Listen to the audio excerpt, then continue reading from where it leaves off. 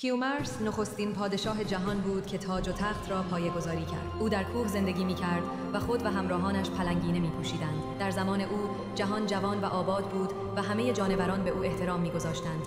کیومرث پسر زیبا و شجاعی به نام سیامک داشت. یک دیو پلید به نام آهرمن از پیشرفت کیومرث حسود شد و پسرش را به جنگ طلبید. سیامک با شجاعت به جنگ دیو رفت، اما در نبرد کشته شد. کیومرث از مرگ پسرش بسیار غمگین شد و 1 سال سوگواری کرد. کیومرث نوه‌اش هوشنگ پسر سیامک را بزرگ کرد.